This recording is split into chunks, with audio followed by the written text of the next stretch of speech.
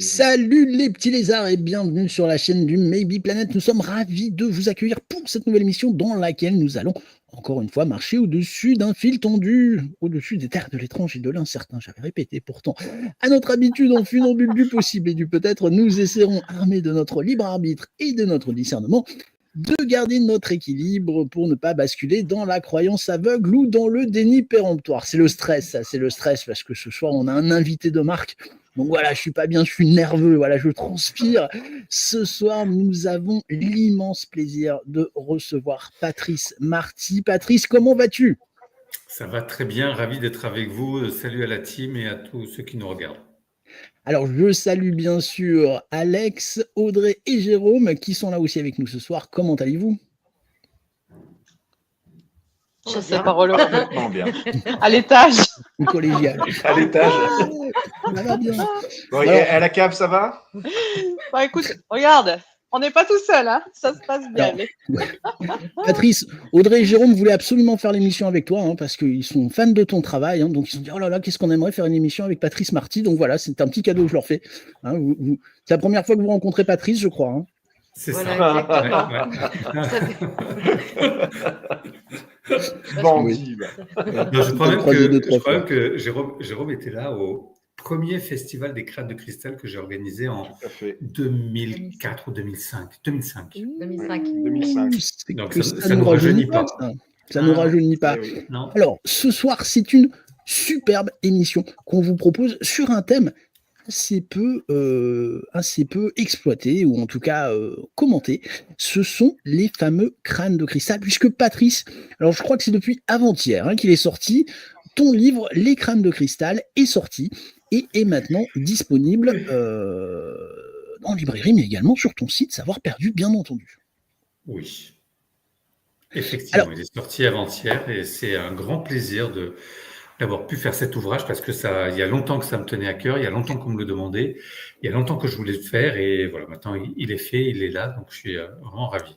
Alors, il est magnifique. Alors, c'est un livre super intéressant en termes de contenu. Alors, parce que on s'est appelé tout à l'heure, et c'est vrai que je te disais, c'est vrai qu'il n'y a pas beaucoup de livres sur les crânes de cristal en langue française, et tu m'as dit, bah non, il n'y en a pas beaucoup, il n'y en a qu'un, c'est le mien en fait. C'est ça. Non, c'est vrai qu'il y a très peu de livres. Après, il y a des bouquins qui ont été traduits en français, faits par des Américains, beaucoup, des Anglais. Il y en a, voilà. Donc, il y en a un petit peu aux Pays-Bas aussi, des gens qui ont fait des bouquins sur les crânes. Mais en France, il n'y avait jamais rien eu vraiment tel qu'il est fait là, avec plein de choses différentes à l'intérieur. Ouais. Alors, on va en parler quand même, mais avant de parler du contenu, on va parler du contenant. Et bah, tu as eu la bonne idée, et je pense que ça n'a pas été évident au niveau de l'éditeur de faire passer l'idée, mais tu es arrivé. C'est un livre qui est en couleur, et c'est vrai qu'avec le recul, on dit bah, c'était presque indispensable pour pouvoir transmettre des photos de bonne qualité des crânes de cristal.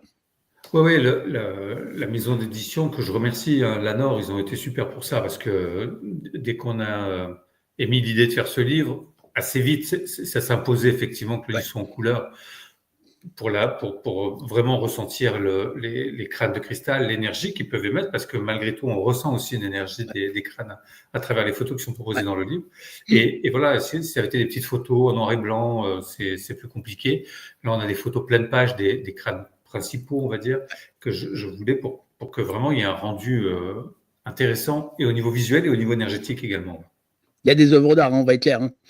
Ouais. Très concrètement, il y a vraiment des crânes qui sont absolument magnifiques. Tu commences le livre avec cette citation de Nikola Tesla: dans le cristal, nous avons une preuve pure de l'existence d'un principe de vie formative, et bien que malgré tout nous ne puissions pas comprendre la vie des cristaux, c'est tout de même un être vivant. Alors ça, c'est intéressant, puisque souvent on parle de vie minérale, végétale, animale, et on dit mais la vie minérale, ça n'existe pas. Mais voilà, à travers les cristaux qui continuent à se développer tout le temps, hein, on se rend compte. Bien sûr, ça pousse un cristal, hein, c'est comme une plante. Alors, ça prend beaucoup plus de temps, on est bien d'accord, mais ça pousse un cristal, oui, bien sûr. Et donc, c'est vivant, oui.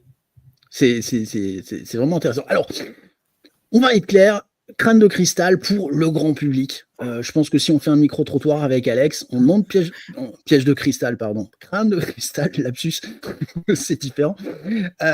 Pour le grand public, c'est quand même Indiana Jones. Il y a ce film qui est sorti en 2008, si je ne dis pas d'ânerie apparemment, hein, je crois que c'est la bonne date, Indiana Jones et les crânes de cristal.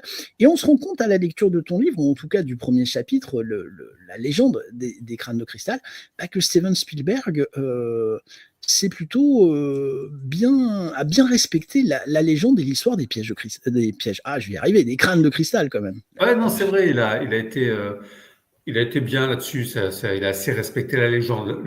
Le seul aspect de la légende dont il n'a pas parlé, c'est la provenance des crânes de cristal qui auraient transité par l'Atlantide.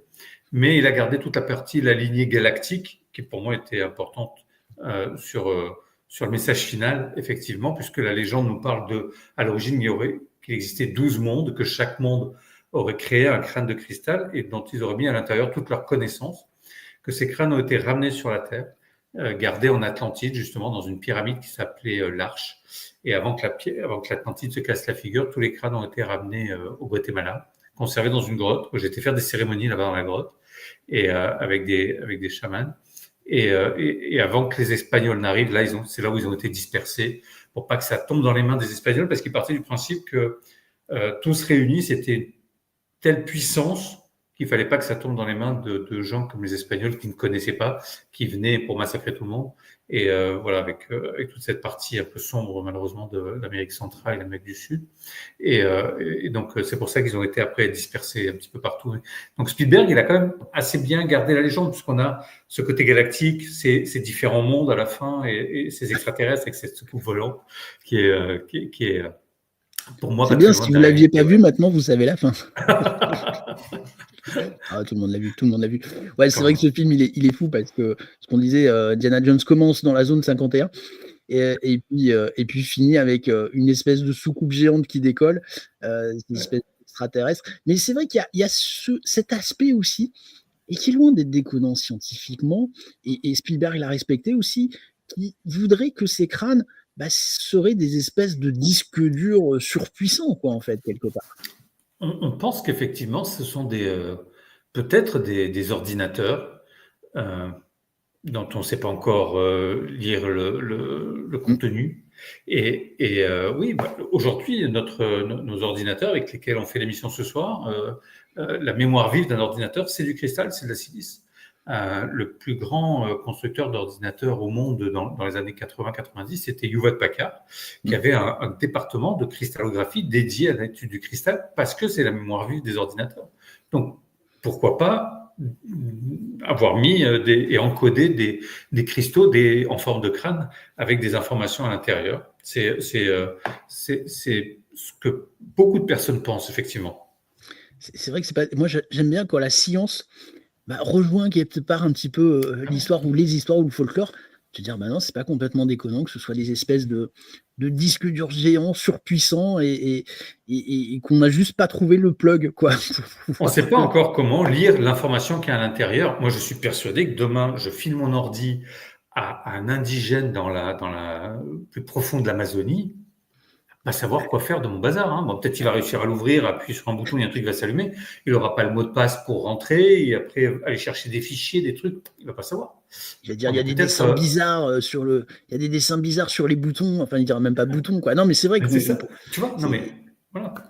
C'est vrai que ces objets, ils sont assez magiques et assez incroyables. J'ai une passion pour ces objets depuis que je suis gamin, donc c'est important pour moi d'avoir pu les mettre à l'honneur dans ce bouquin. Oui, parce que, comme tu le disais, 2004-2005, non seulement tu es déjà au fait, mais tu organisais en plus des festivals quand même sur le sujet, quoi. On m'a pris pour un fou à l'époque, je te jure. Et en 2005, j'ai commencé à communiquer en 2004 sur le festival. Tout le monde me disait, mais c'est quoi ton truc? Mais personne parlait des crânes de cristal en 2004. Mais personne. Pour trouver un crâne de cristal dans un magasin, il n'y en avait pas, ou alors il fallait te mettre à quatre pattes, c'était au fond, rempli de poussière, et personne parlait des crânes. Dans les bouquins, il n'y en avait pas, dans les magazines, il n'y en avait pas. C'était très compliqué d'avoir des informations. Hein. C'était à l'époque où il n'y avait pas Internet, ça vient de dire ça. Et voilà, mais c'est vrai, et donc il n'y avait pas d'informations. Et à travers ces festivals que j'organisais de 2005 à 2011, j'ai beaucoup communiqué sur les crânes de cristal à travers les médias de l'époque. Même TF1 en avait parlé. Enfin, vraiment, j'avais fait une couverture médiatique du phénomène qui était incroyable. Et au début, tout le monde me disait, mais c'est quoi ce truc-là? Tu vas te planter, il n'y aura jamais personne. Ça a été un succès tout de suite. Il y a eu beaucoup de monde et les gens étaient enchantés parce que je faisais venir justement ces crânes anciens qui, pour moi, font partie de cette légende maya. Et on les a fait venir ici en France et chaque festival était un succès. Il y a eu beaucoup de monde, beaucoup de monde. Et c'était génial. Tu as senti quand même, parce qu'on va le dire, et j'imagine quand même, tu as senti quand même un gap quand Indiana Jones est sorti ou pas plus que ça quand même. Ouais, si, il m'a sauvé la vie quand même. Ah ouais. Parce que avant, on parlait des crânes de cristal, les gens te disaient quoi, les quoi. Et après Indiana Jones, les gens savaient ce que c'était. Voilà, donc là, tu te vois, tu comprends la puissance d'Hollywood et d'un film comme ça avec un gars comme Spielberg derrière, avec une saga comme Indiana Jones. Donc, et voilà, et donc maintenant, je dis les crânes de cristal, les gens me disent ah bah oui, comme Indiana Jones. Voilà. Bah voilà, non, mais et donc ça simplifie tout. Quand je passais dans les aéroports avant Indiana Jones, ils me prenaient quand même pour un taré, hein, quand même. Alors justement, tout à l'heure, tu nous racontais ces anecdotes parce que tu voyages avec des crânes de cristal. Hein. Ouais. Ah ouais, et puis les gros, il fait plus de 8 kilos, taille humaine. Et il est lourd, hein, donc il faut le trimballer. Et bien évidemment, je ne peux pas le mettre en soute parce que c'est impossible, parce qu'on sait comment ils traitent les valises quand même. Voilà, donc ça ne peut pas être en soute. Et parce que même si c'est du cristal, même si c'est solide, ça casse. Donc voilà, et donc je suis obligé de le garder en bagage à main. Et vous savez aussi bien que moi que le poids de bagage à main est restreint. Et voilà, je crois que c'est 12 kilos par personne en bagage à main. Rien que le crâne, moi, il en fait 8 déjà. Voilà, donc tu as l'ordi, la sacoche, la valise, je suis tout de suite à 15. Donc, voilà. Donc déjà, ça les aime pas trop. Et puis après, quand ça passe au rayon X, ça fait une grosse bouse noire parce que dans le cristal, il y a du plomb et donc ça fait une boule noire quand ça passe au rayon X. Et donc, ils ont peur que ce soit une bombe. Donc forcément, ils me demandent d'ouvrir à chaque fois. Depuis peu, ils ont des appareils qui sont un peu plus performants où ils arrivent à jouer sur les contrastes et ils arrivent à voir que c'est un crâne. Mais avant, ça faisait une boule noire. Et donc, bien sûr, les douaniers me demandaient, enfin, c'est pas des douaniers, c'est les messieurs de la sécurité à chaque fois me demandaient d'ouvrir pour contrôler ce qu'il y a à l'intérieur. Et c'est vrai que là, j'ai eu plein d'aventures, de mésaventures, voilà, avec le passage aux aéroports. J'en parle un petit peu dans le bouquin parce qu'il y a des anecdotes rigolotes et voilà, on en parlait d'une de tout à l'heure. Le monsieur me dit est-ce que je peux ouvrir la valise? Je lui dis oui, ouvrez la valise. Donc il l'ouvre. Je dis vous voulez que je vous le sorte? Il me dit non, c'est moi qui vais le sortir. Bon, j'ai fait attention, c'est fragile. Il me dit oui. Alors, il met les mains dessus et d'un coup, un grand gaillard, il se met à pleurer comme ça. Et je lui dis ça va?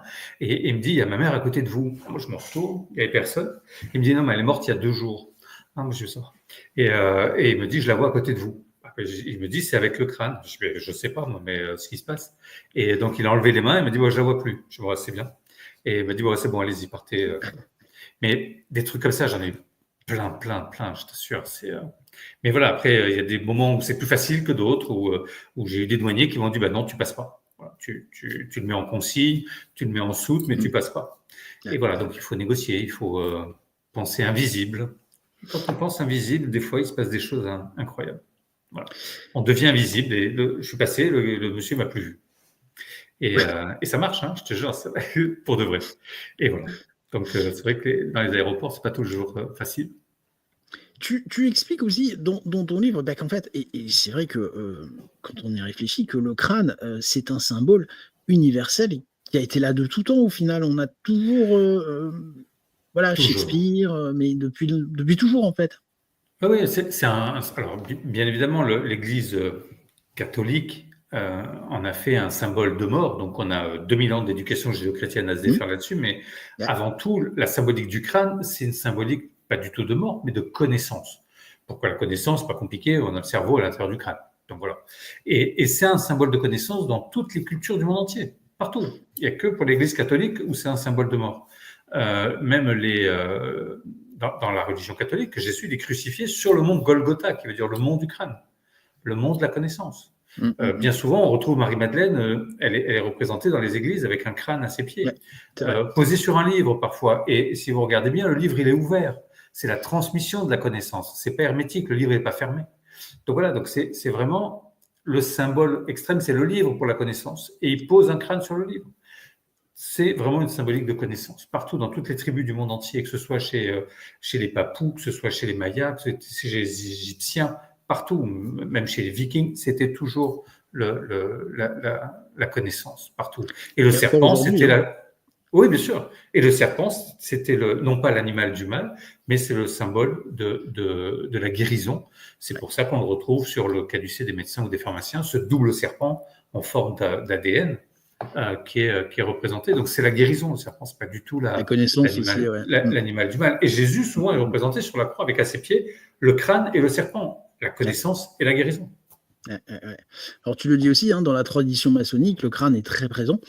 Voilà, quand vous faites votre testament philosophique, vous vous retrouvez dans une pièce avec un crâne, quoi. Donc, oui. C'est pas pour vous faire peur, c'est juste pour vous faire réfléchir. Donc c'est quand même. Voilà, donc on le retrouve partout, le crâne. C'est vrai que c'est un symbole. Même les pirates. Moi, quand j'étais gamin, je dessinais des bateaux de pirates pour dessiner mes crânes, parce que sinon, ça faisait bizarre à un garçon de 6 ans, 7 ans qui dessine des crânes, ça effrayait un peu tout le monde.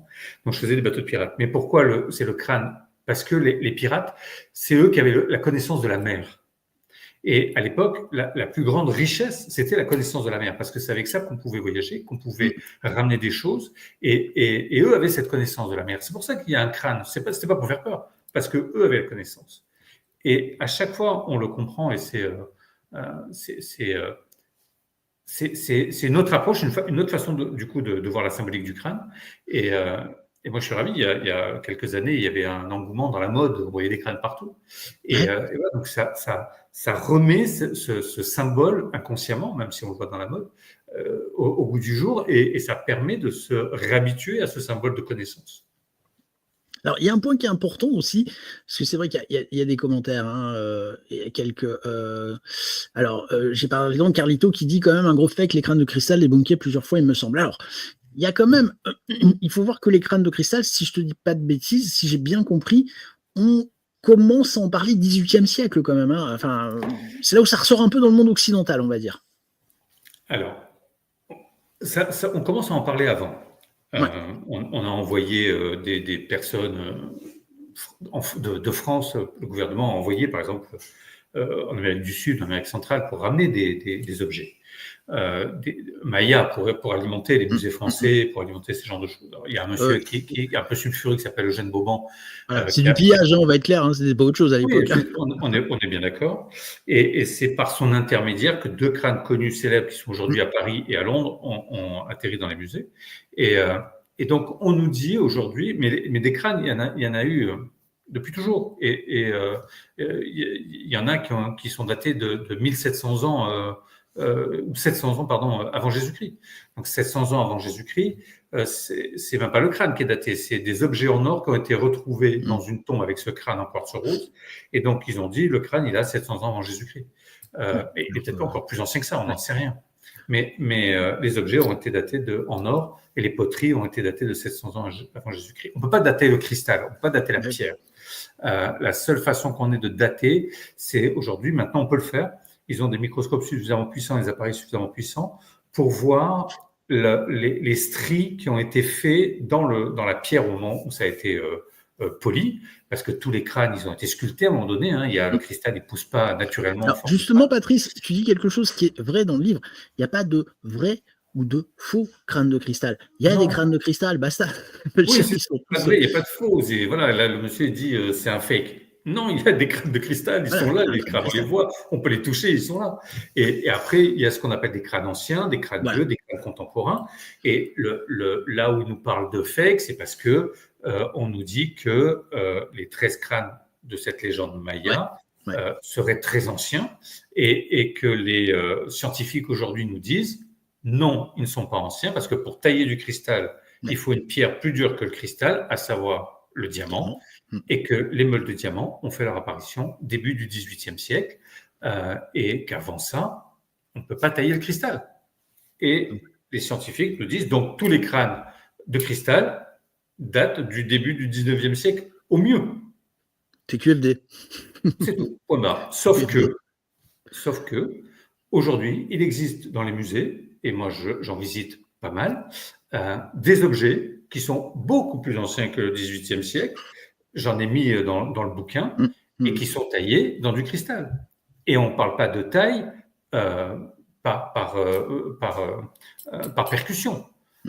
Quand on taille par percussion, ça fait ce qu'on voit, ces pointes de flèche ou de lance, comme des silex un peu qui sont taillés comme ça grossièrement. Là, non, on parle d'objets, de vases en cristal de roche qui sont creux à l'intérieur, qui sont polis, de statuettes qui sont polies avec un polymiroir dessus. On parle d'objets qui sont d'une beauté incroyable.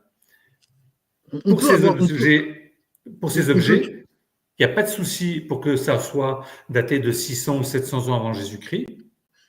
Pour les crânes de cristal, 18e, point barre. Point barre. Voilà. Mais les autres, non. Les autres, ça ne dérange pas. Ils sont dans les musées, ils sont exposés, tout ça. Mais les crânes, 18e. Enfin, sans aller chercher des explications paranormales, extraterrestres, ou tout ce qu'on veut, il est possible, et ça, enfin, on peut l'entendre, qu'une technologie ait été perdue, tout simplement, quoi. Voilà, que certains savoir-faire ait été perdu, point, quoi. Oui, mais c'est vrai pour les crânes de cristal, c'est vrai pour beaucoup de constructions. On a des constructions dites mégalithiques ou avec des murs cyclopéens, avec des pierres qui sont taillées au laser. Ceux qui regardent un petit peu sur la toile, regardez les grottes de Barabar, c'est un polymiroir à l'intérieur. Il y a des choses qui sont inexplicables et inexpliquées. Parce que oui, dans le passé, les anciens, ils avaient une technologie qu'on n'a plus. C'est pas compliqué. Sauf qu'ils veulent pas, les scientifiques ne veulent pas l'admettre parce que si on prend l'évolution classique, c'est nous le summum de l'intelligence et qu'aujourd'hui, personne avant nous ne pouvait être plus intelligent que nous. Voilà, donc à partir de là, ils ne veulent pas en démordre et du coup, tout ce qu'il y a avant qui démontre ça, c'est faux. Métaïdos qui dit oui, la mécanique de l'horlogerie a été inventée au XVIe, il me semble, sauf qu'on a retrouvé la machine densitaire. Et c'est vrai que la machine densitaire, c'est un exemple, sans aller dans le conflit ou dans le débat stérile, mais tout à fait possible. Par contre, Patrice, parce que quand de dire un crâne de cristal c'est fake, ça sous-entend. Jérôme, Audrey, Alex, n'hésitez pas, si vous avez des questions, coupez-moi la chic, parce que sinon. Voilà, la question que je pose, comme on peut connaître aujourd'hui avec les momies de Nazca et tout, est-ce qu'il y a un marché du crâne de cristal? Je veux dire, est-ce que est-ce qu'il y a des sommes d'argent folles qui transiteraient avec des ventes d'un crâne, mais qui est vendu comme quelque chose d'extraordinaire, mais qui n'est pas. Enfin voilà, est-ce que il y a des gars qui sont du fric avec ça? Voilà, c'est ça la question. Non, il n'y a pas de. Généralement, quand une personne est gardienne d'un crâne plutôt ancien. Généralement, elle le garde. Moi, c'est comme ça que j'ai pu faire venir plusieurs gardiens en France pour ces différents événements que j'ai organisés. Et là, il y a juste un crâne qui a changé de main récemment, l'année dernière, qui s'appelle Max, parce que sa gardienne avait 84 ans, 86 ans, et qu'aujourd'hui, elle peut plus se déplacer. Ouais, voilà, non, mais c'est vrai, carrément, il fait à peu près le même poids que le mien, il fait 8 kilos. Donc, la vieille dame, mais bon. Ouais, non, tu vois, donc voilà, donc là, le crâne a changé de main, donc j'imagine bien qu'elle ne lui en a pas fait cadeau, qu'elle l'a vendu, oui. Non, mais c'est une question, parce que je ne sais pas s'il y a des flux. Mais voilà, donc c'est très rare quand les crânes changent de main comme ça. Alors, justement, tu as parlé des gardiens. Tu as parlé des gardiens. Est-ce que tu peux expliquer un petit peu, parce que je pense que les gardiens, ça ne parle pas spécialement aux gens, des gardiens de crâne. Un gardien, c'est quelqu'un qui garde un crâne. Voilà. Et comment ça se passe alors? Qu'il soit un crâne contemporain ou un crâne ancien. Moi, j'ai des crânes contemporains, j'ai des crânes anciens. J'ai la certitude, c'est que c'est les crânes qui nous choisissent et c'est pas nous qui choisissons les crânes. Je me suis jamais levé un matin en me disant tiens, je vais aller acheter un crâne. Ils sont toujours arrivés à moi comme ça. Et c'est pas toujours avec des histoires d'argent d'ailleurs. Une fois, il y a une dame qui m'avait proposé un crâne. Elle me dit si le crâne il veut venir en France, je le vends 10 000 €. Je dis moi je les ai pas les 10 000 €, donc 10 000 € il peut venir quoi. Non, il va rester là où il est. Je dis. Elle me dit non mais je connais d'autres personnes en France qui eux ils ont les moyens. Je sais que c'est pour eux, donc vas-y. Donc moi je suis pas, tu vois, je suis pas une collection, c'est pas voilà.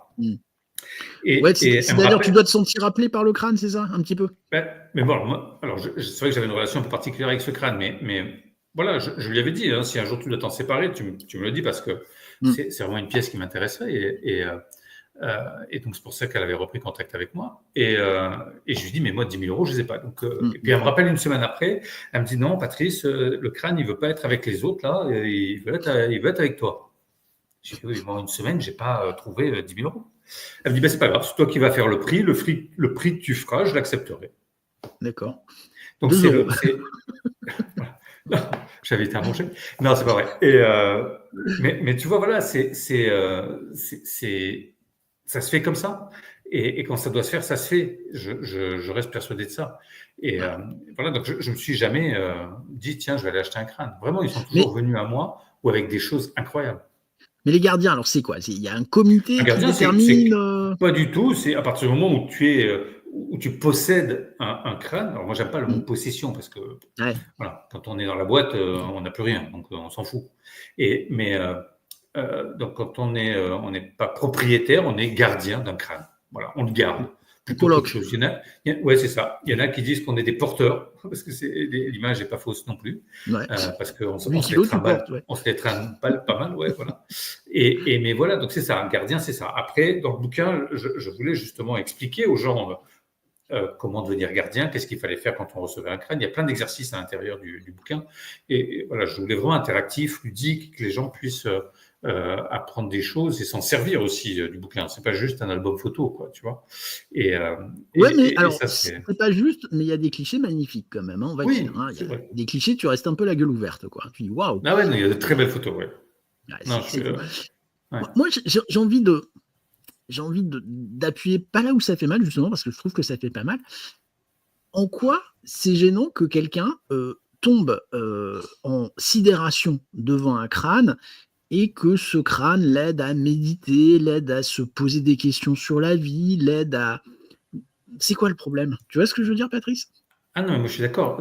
Après, ça reste un support. Ouais. Moi, je pense que les crânes, ils sont là justement pour nous éveiller, pour nous reconnecter à notre lumière intérieure et à qui on est, tu vois, à notre être lumineux, à notre cœur intérieur.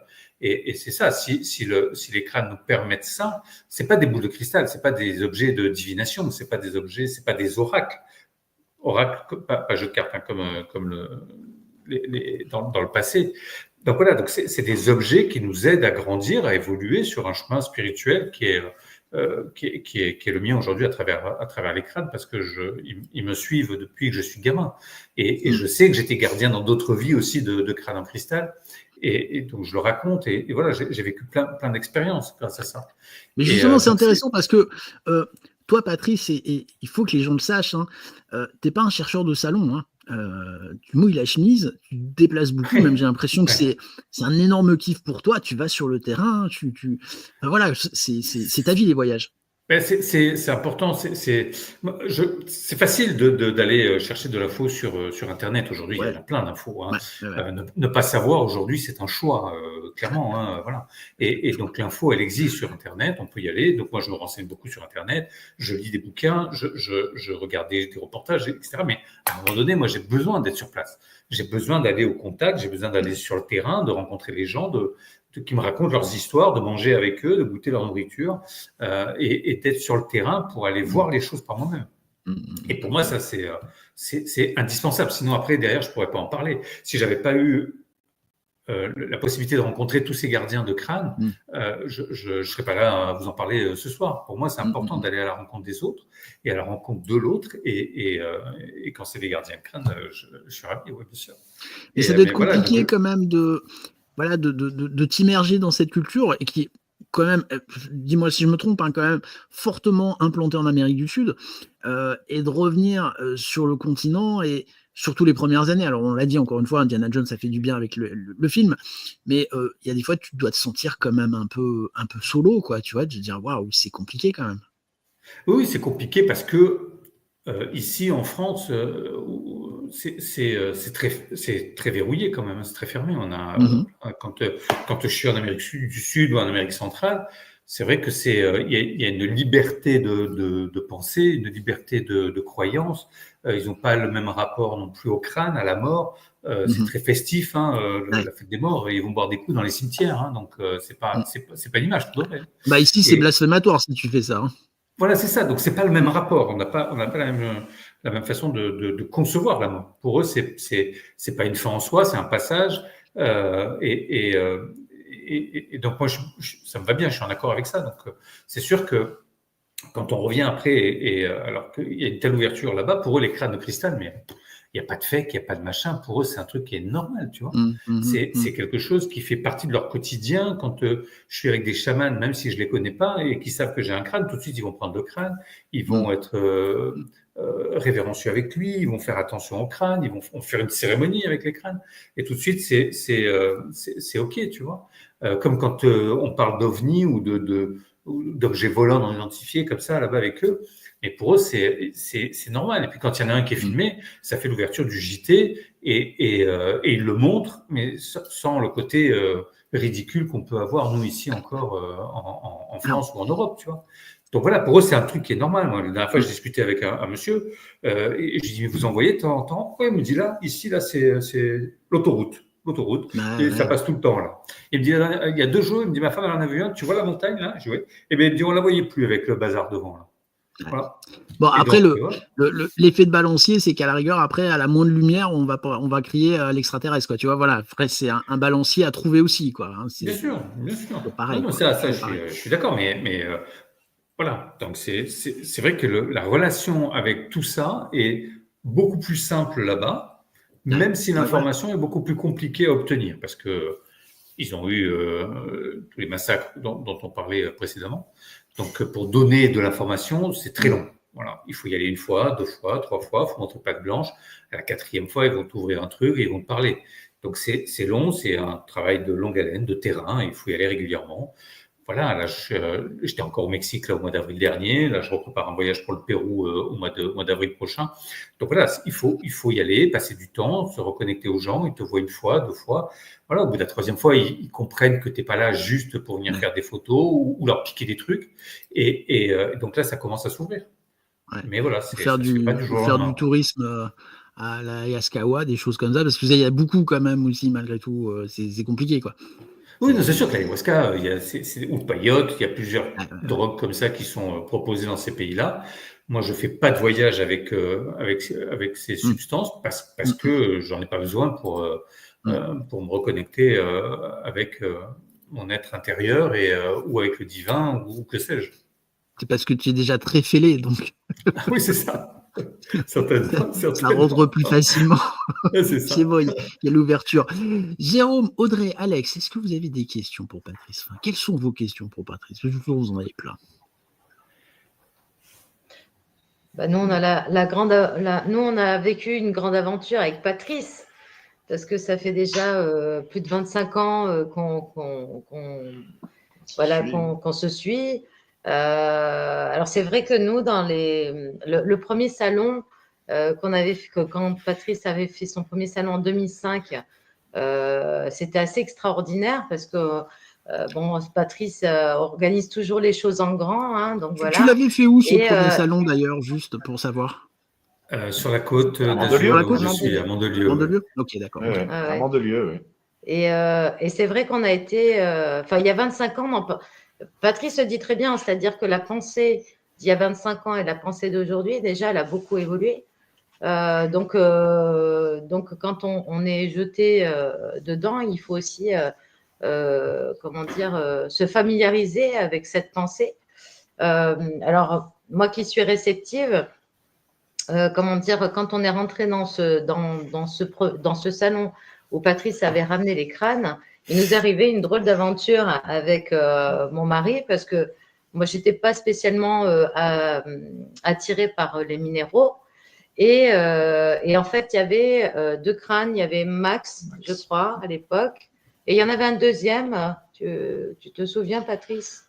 Si c'était en 2005, ça devait être Junior. Si c'était en 2007, c'était Max et Shannara. Junior. Shannara, oui, c'est ça. Avec Shannara. C'est Max et Shannara. C'est vrai qu'ils ont des noms fandards quand même, ces crânes. Pardon? Ils ont des noms fandards quand même, ces crânes. Ouais. Bon, après, il y en a, ils ont des noms moins drôles. Ouais, c'est clair. Et en fait, il nous est arrivé une aventure avec ces crânes. Enfin, moi d'abord, en première, Jérôme est cartésien au possible. Patrice pourra en parler. Mais bon, il s'est quand même beaucoup ouvert depuis 25 ans. C'est vrai. On va passer sur les De toute façon, histoires ça pouvait pas être autrement. Hein. Voilà, c'est ça. Et il se trouve que, bon, moi, j'étais pas très réceptive. Je me suis dit, bon, c'est quoi voilà, on découvre tout ça. Et quand je me suis retrouvée face à un crâne, il y a eu comme un effet de caméra où je me suis retrouvée dans ses yeux à me voir et ensuite à me retrouver et à regarder ce crâne. Et en fait, je me suis dit, waouh, mais il y a un truc en fait. Et j'entendais les mots, ils ne sont pas prêts. Mais déjà, il y a 25 ans. Hein. Et Jérôme, en fait, était un peu plus loin. Il gardait la porte. Ouais. Et à l'époque, voilà. Parce qu'il y avait quand même déjà un public. Donc, Effectivement, Patrice m'avait dit, écoute, garde-moi l'entrée de la salle pour pas que les gens rentrent, pour pas que ça se bouscule. On va passer, il va y avoir une petite procession avec les crânes et tout ça. Et donc, les gens attendent, je les fais patienter. On fait faire 2 files pour que la procession passe au milieu avec les porteurs. Et au moment où le dernier des crânes est rentré, et c'était Max, je me suis senti aspiré dans la porte. Et j'ai entendu aussi ils ne sont pas prêts. Alors, ils ne sont pas prêts, c'était quoi? Le public qui était là? C'était les gens. L'humanité à recevoir le en règle message. générale. Voilà, je ne pourrais pas interpréter avec certitude, mais voilà, il y a eu un message quand même à ce moment-là, parce que quand après on se parle et qu'on se dit « Ah, tu ne devineras jamais ce qui m'est arrivé », et tous les deux en même temps on se dit « Ah, le crâne il m'a dit, ils ne sont pas prêts ». Incroyable. Incroyable. Et après, il y a eu toutes les aventures. Il y a des crânes bien spécifiques comme ceux de Michel Hedges, celui de Michel Hedges.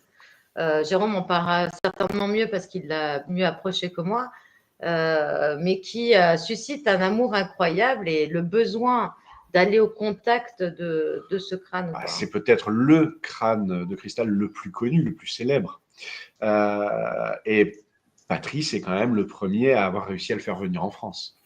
Oui. Hein, même en Europe, il était jamais venu en Europe. Ouais. Voilà. C'est un crâne qui est très particulier parce qu'il est très très clair, il est en 2 morceaux. 2 morceaux, des mandibules. La mâchoire se détache comme un crâne humain en fait. Et il a été taillé dans un quartz optique, qui est un quartz qui est très très rare, que aucun sculpteur aujourd'hui s'amuserait à tailler. C'est vendu aux enchères tel quel, tellement c'est rare. Et il a été taillé dans le sens inverse de la pousse du cristal. Et ça, c'est important parce que quand on taille le cristal, aujourd'hui, tous les objets qui sont taillés aujourd'hui de nos jours, il est toujours taillé dans le sens de la pousse du cristal, sinon le cristal, il casse. Et là, le crâne de Michel Hedges, il est taillé dans le sens inverse de la pousse du cristal, sans tenir compte de l'axe de pousse du cristal. C'est un objet qui est incroyable. Quand Hewlett-Packard l'a examiné... Il y a une clarté, une pureté... Ah, mais il est incroyable. Et Hewlett-Packard, quand ils l'ont examiné, ils ont dit cet objet ne devrait pas exister. Parce qu'on ne sait pas refaire un objet comme celui-là aujourd'hui. Excuse-moi, Jérôme, je referme la parenthèse sur Michel Hedges. Ouais, non, mais c'est vrai. C'est ton émission. Non, mais voilà, donc voilà, Michel Hedges, c'est peut-être la référence pour les personnes qui vont avoir un peu entendu parler des crânes de cristal. C'est vrai que c'est la plus grosse histoire. Mais voilà, donc sur cette assemblée-là que Patrice avait pu organiser, moi, c'est ce qui m'avait permis de rencontrer Flore Desmaillots. C'est une très, très grande rencontre. Tu le disais tout à l'heure, mais moi, elle m'a fait cadeau d'un de ses pendentifs. Elle me voit... on ne se connaît pas, on ne s'est pas parlé, on ne s'est pas adressé la parole. Elle m'a offert un petit pendentif, je te le donne en 1000, c'est un petit crâne. Un petit crâne, ouais. Ça c'est Flore Desmaillots. Et je suis vraiment très content et très fier qu'elle ait accepté de faire la préface de ce livre. C'est une grand-mère chamane guérisseuse qui fait partie du conseil des 13 grand-mères autochtones. Et voilà, c'est une femme... allez voir sur Internet, grand-mère Flore Desmaillots, elle est trop belle. Je l'aime.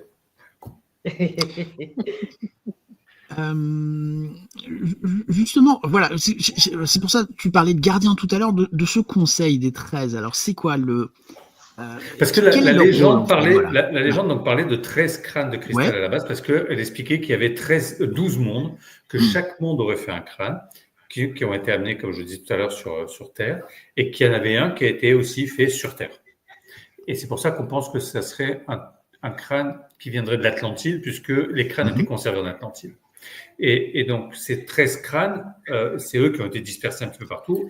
Et c'est les crânes qui aujourd'hui ont des particularités qui pourraient faire partie de ces 13 crânes. Moi, j'en connais une dizaine. qui sont que j'ai mis dans Ah, le qui livre. sont dans le livre. Hein. Ouais, mais il n'y en a que 10, il n'y en a pas 13. Voilà.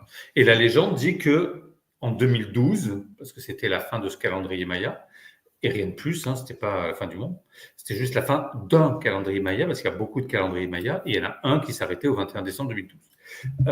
Et en Occident, on en a fait la fin du monde. Jamais. Et idem pour le message des crânes.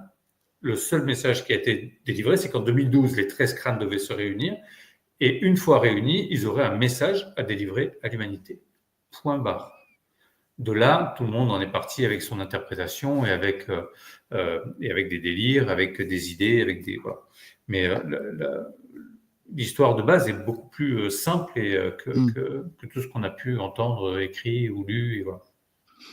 Alors, ce qui est bien aussi dans le livre, alors moi je trouve ça bien, il y a aussi des petits exercices, on va dire, voilà, des rituels à pratiquer, des choses qui sont assez fun, quoi. Voilà, c'est bon esprit, Oui, quoi. il y a des méthodes de respiration qu'on peut faire avec un crâne, qui activent des points qu'on a sur la tête, qu'on a perdu l'utilité de ces points d'ailleurs, mais on connaît encore le chakra coronal, mais ça n'a rien à voir avec les chakras. Et on aurait 22 points sur le crâne qui permettent d'activer justement une conscience et notre être de lumière. Et avec cette méthode de respiration qui est proposée dans le livre, ça permet de réactiver 2 de ces points. Et en réactivant ces 2 points, les autres peuvent se réactiver aussi. Voilà. Et c'est des choses qui étaient connues des anciens et qui pratiquaient avec les crânes, avec d'autres choses. Et donc voilà, donc ça c'est proposé effectivement dans le livre. Il y a plein de petits exercices. Il y a beaucoup de gardiens aussi qui m'ont transmis des méditations, des exercices, des petites choses. Et ça, je suis très content parce que c'est leur vision du travail qu'ils fournissent aussi et qu'ils font avec les crânes pour certains depuis de très nombreuses années. Et voilà, donc c'est important pour moi aussi de mettre en lumière ces gardiens et toutes les personnes qui ont fait des recherches aussi à travers le temps sur les crânes de cristal de Nick Nocerino, qui était le gardien de Shannara, qui a créé le premier institut de recherche des crânes de cristal aux États-Unis. Et voilà, donc il y a eu plein de choses comme ça qui ont été apportées en plus dans le livre par ces gardiens ou ces chercheurs. Et voilà, je suis très content de pouvoir proposer tous ces exercices que les gens vont pouvoir réaliser assez facilement.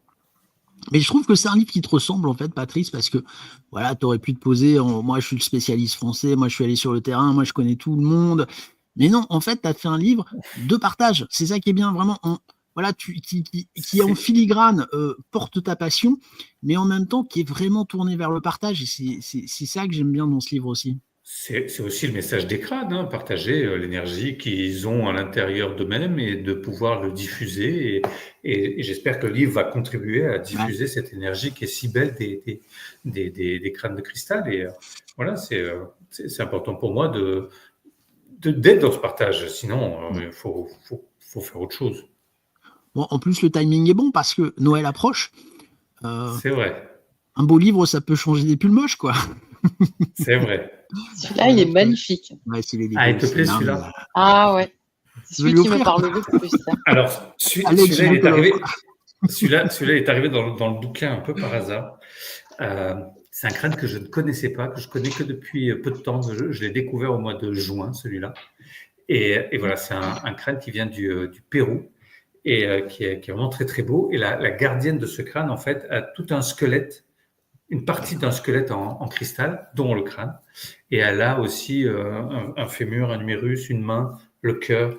Et la légende dit que ça serait le dernier prêtre Atlante à Maramuru, qui au moment de décéder, son squelette se serait transformé en cristal. Et c'est ce crâne-là voilà, que j'ai découvert. Et voilà, donc je suis très content aussi de pouvoir l'avoir dans ce bouquin. Et j'espère aller le voir prochainement. Et sa main, j'ai fait des calculs, ça donnerait une personne qui fait à peu près entre 2,20 m et 2,50 m. Un beau bébé, quoi. Ouais, ça commence déjà à faire des beaux gaillards. Ouais. Je vous montre le mien. Ouais. Alors, c'est vrai qu'Audrey, dans le chat, disait chaque crâne a sa personnalité. Moi, le mien, c'est une tirelire, en fait. Le crâne du banquier. Donc, je le remplis de billets avant de faire ma méditation. Ouais, c'est ça, c'est bien. Et comme ça, il me donne de l'énergie financière. Voilà. Et tu auras des sous pour acheter le livre. Voilà, tu vois, ça marche bien, voilà, comme ça. Comme ça, il m'envoie de l'argent positif. Oh. Alex, est-ce que tu as une question pour Patrice? Je sais que c'est un sujet hyper particulier quand même. Enfin, encore assez peu connu malgré tout en France, quoi. Oui, et alors encore une fois, excuse-moi Alex, mais moi je veux convaincre personne, hein, que les choses soient claires. Moi c'est Oui, juste oui, oui, oui. un partage d'expérience, un partage de vie, mais voilà, Le crâne Van Dutch, ça c'est pour moi, Sophie, qu'on salue. Hein, ouais, si Van Dutch fait un crâne, j'en achète 10, hein, je vous le dis, hein, c'est clair. Oui, Alex, pardon. Oui, alors moi, très sincèrement, je découvre ce soir toutes ces belles histoires. Pour moi, pour ma part, tout ce qui touchait au crâne de cristal était légende et voilà, et j'en suis restée là.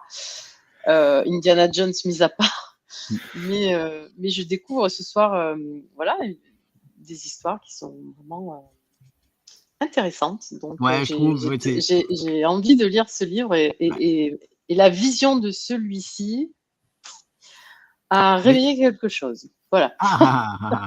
Mais c'est ça, en fait, des fois, tu tournes une page, puis d'un coup, tu as une photo qui Ouais. dit waouh, je sais pas si c'est vrai, je sais pas si ça marche, mais c'est trop beau, quoi. C'est bien résumé, ouais, c'est ça. Ça le fait bien. Non, Audrey, tu voulais demander quelque chose, je crois, Audrey. Oui, en fait, je voulais mettre un petit peu en avant les choses parce que Patrice, il humblement en fait présente les crânes, mais en fait, il faut dire que chaque crâne est une vraie rencontre avec une personnalité différente, une énergie différente.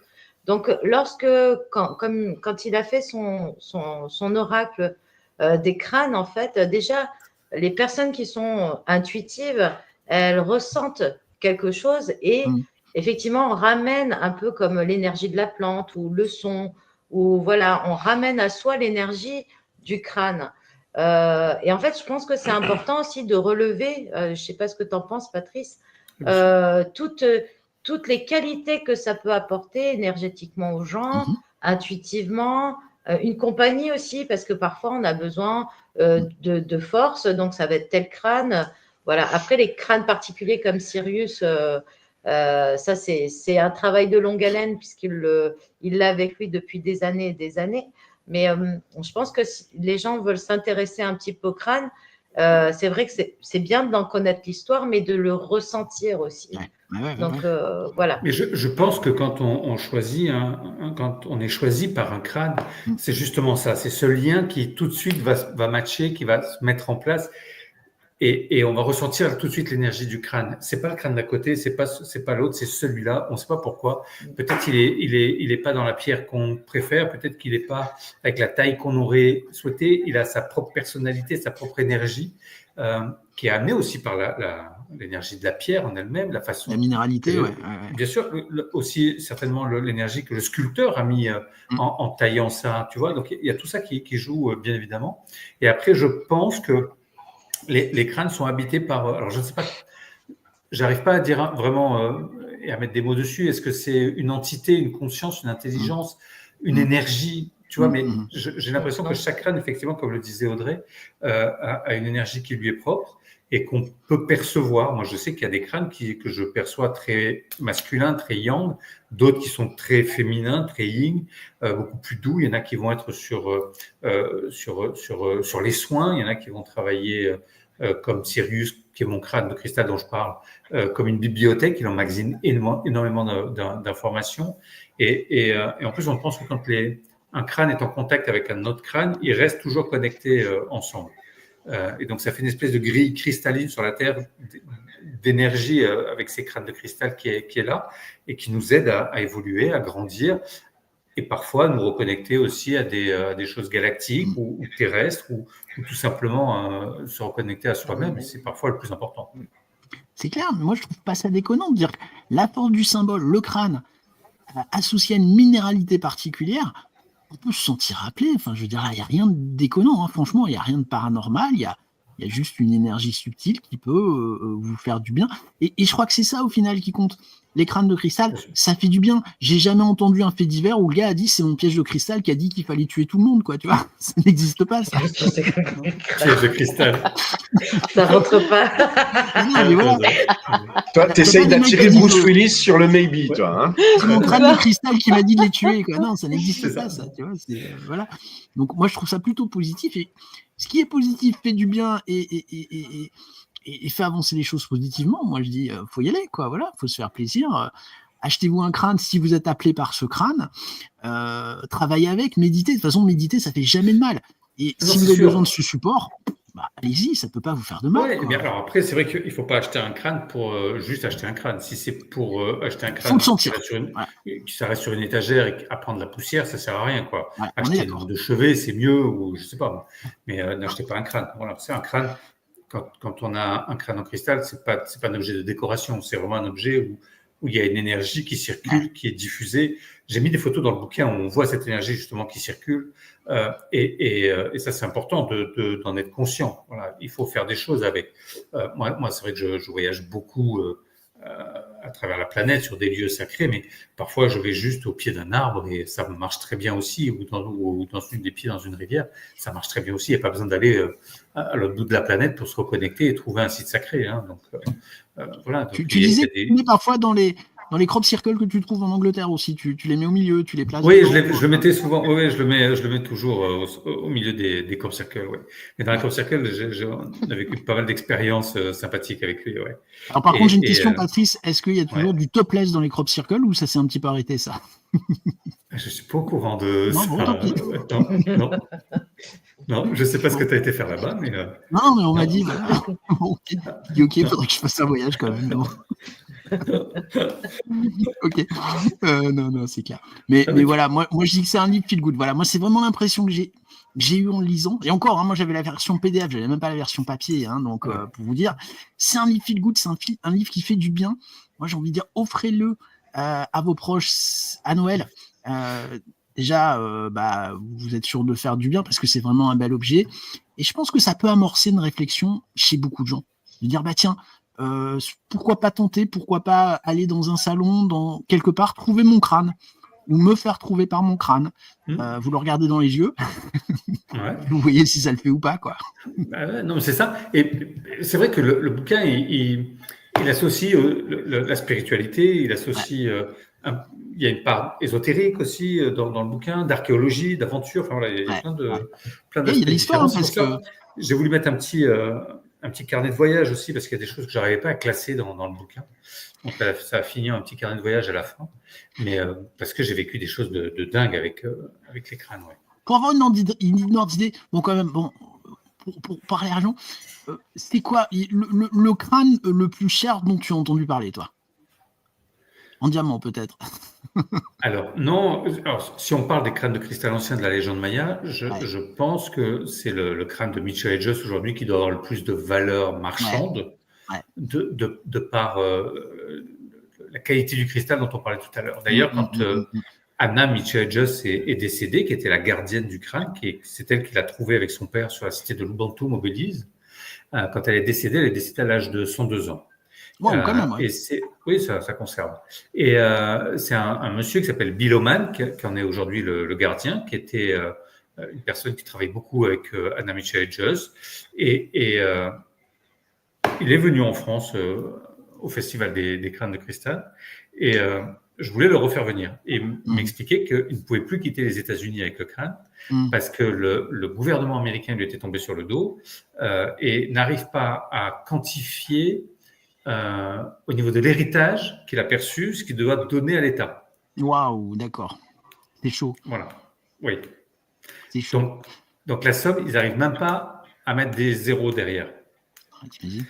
Donc ils ne savent pas. Donc pour l'instant, il ne peut plus sortir des États-Unis. Et le prix moyen d'un crâne, on va dire d'un crâne. Ça dépend. Alors ça dépend 200 du poids. 200 euros. Non, tu peux avoir des crânes à partir de 20 balles et des crânes qui peuvent coûter jusqu'à 5-6 000 euros. Ça va dépendre de sa taille, de son poids, de la qualité du cristal. Si tu veux un cristal qui est transparent, avec très peu d'inclusion, tu vas plutôt trouver ça sur des petits crânes, parce que c'est rare d'avoir des pièces comme ça, mais si ça existe, ça coûte très cher. Donc c'est la qualité du cristal et la taille de l'objet. Plus un crâne va être gros, plus il va falloir de meules de diamants pour faire le crâne. Donc, ça va coûter cher. Voilà. Si c'est un petit crâne, il faudra peu de diamants pour faire fonctionner la meule et de faire l'objet. Donc, c'est pour ça qu'il y a ce prix aujourd'hui des crânes. Après, moi, le mien, Sirius, je l'ai payé un prix totalement dérisoire, c'est encore toute une histoire. Ouais. Et aujourd'hui, c'est un crâne de cette taille-là, ça doit valoir, je pense, dans les 4 ou 5 000 euros. Oui, Ouais, quand même, ouais, effectivement. Ouais. Bon, oui de toute façon, je pense. toi, il n'y a pas de valeur marchande, point, quoi, on n'en parle plus. Non, Voilà. non. Puis moi, quand je l'ai eu, je l'ai payé 1 500 euros. Ouais, non, c'est clair. Bon, ce qui est déjà. Mais enfin. Non, ce qui est déjà une belle somme, on est bien d'accord. Mais c'est un objet, voilà, c'est un objet de collection. C'est pour ça d'ailleurs que j'arrive à voyager avec, parce qu'il est considéré comme un objet de collection. Sophie qui pose une question intéressante. Où se procure-t-on les meilleurs crânes à prix raisonnable? Alors, moi, je pars du principe qu'il vaut mieux aller à la rencontre d'un crâne plutôt que sur Internet, c'est compliqué. Ouais. Parce que il n'y a pas la route physique qu'on voit. Enfin, voilà, ouais. Ouais, c'est ça. Donc ça, c'est un peu compliqué. Je pense qu'il y a sur les salons, comme j'organise, où j'ai des personnes qui vendent des crânes. Aujourd'hui, tous les marchands de minéraux ont des crânes et vendent des crânes. Ouais. Donc, c'est plutôt maintenant facile à trouver. C'est vrai qu'en 2005, quand on a fait le Festival des crânes, pour acheter des crânes en cristal, c'était compliqué. J'avais un vendeur de minéraux qui était là. Il est parti au Brésil parce qu'il savait qu'on allait faire le festival pour aller chercher des crânes là-bas parce qu'en France, on n'avait pas. Il les a fait faire là-bas parce que sinon, on ne pouvait pas avoir de crânes. Donc, il y a le Brésil qui est fournisseur de crânes aujourd'hui, la Chine, l'Inde, qui fait de très beaux crânes maintenant. Madagascar aussi, ils en font. Et voilà, aux États-Unis aussi, ils en sculptent un peu. Mais je pense qu'aller voir des boutiques ésotériques près de chez vous, aller voir les salons près de chez vous, ou des revendeurs aussi de minéraux comme ça. Il y a des boutiques qui sont un peu partout en France aujourd'hui. Vous allez pouvoir trouver ce type d'objet. Je pense qu'il vaut mieux aller au contact plutôt que d'aller acheter un truc sur Internet. C'est mon point de vue. Après, voilà. Ouais, puis il y a la découverte, voilà, il y a ce côté-là aussi, que de recevoir un carton Amazon, bon, c'est pas super fun, quoi, voilà.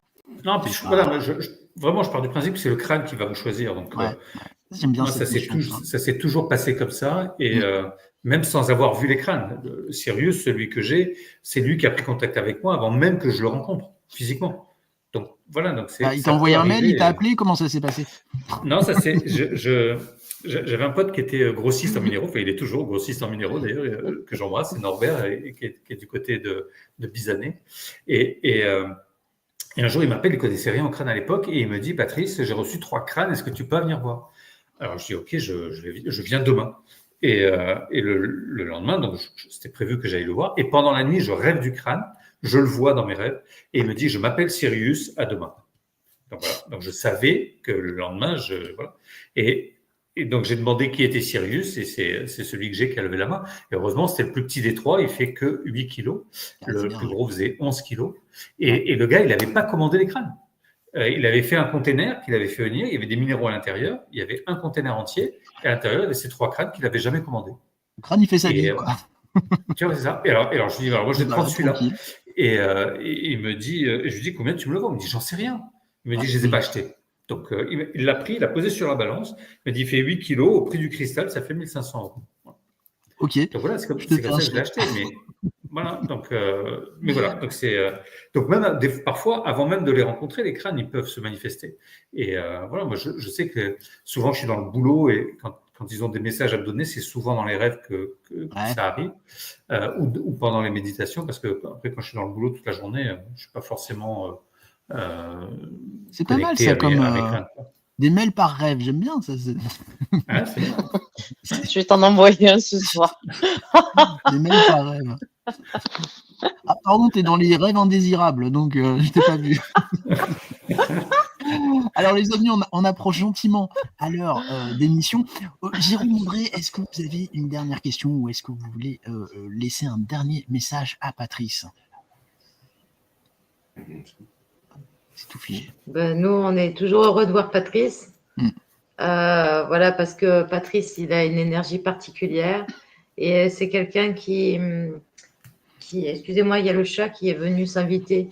C'est quelqu'un en fait qui a une culture très vaste, et je trouve qu'on a beaucoup de chance qu'il ait pu réaliser, en tout cas dans la matière, son livre et son oracle qu'il ait pu partager, parce que ça permet de diffuser cette connaissance particulière.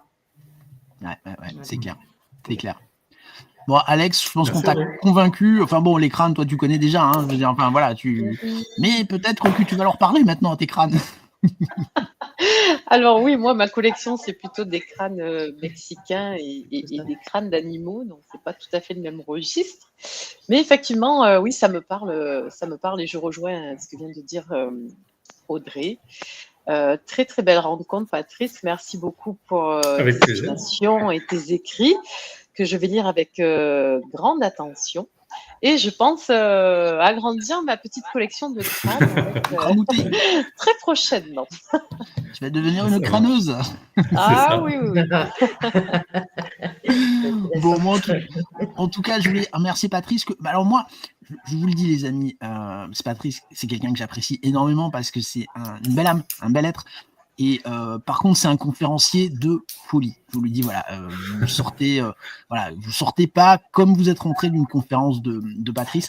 Moi, Patrice, moi, ça fait la première conférence que j'avais vue avec toi, c'était sur la Vierge de Guadalupe. Ça ne nous rajeunit pas. C'était à Marseille, c'était un dimanche matin. Je suis sorti de là, j'ai fait waouh, qu'est-ce qui s'est passé? Le monde est peut-être différent que ce que je croyais en fait. Voilà, donc et ce livre, je trouve, te représente bien. Voilà, on est dans le partage, on est dans un bel objet, on est dans quelque chose de positif. On n'est pas dans du dogmatisme. Voilà, il n'y a pas de volonté de dire j'ai raison et il faut m'écouter. Voilà, vous prenez pas, c'est pas grave. Moi, je fais ma vie et je suis bien comme ça. Voilà, c'est le message. Voilà. Ça, je trouve ça vachement bien. Il y a un petit côté. Puis j'aime bien Patrice. Je pense que Jérôme sera d'accord avec moi. Il y a un petit anglais aussi, un petit côté anglais aussi, je trouve, tu vois, qui passe vachement bien.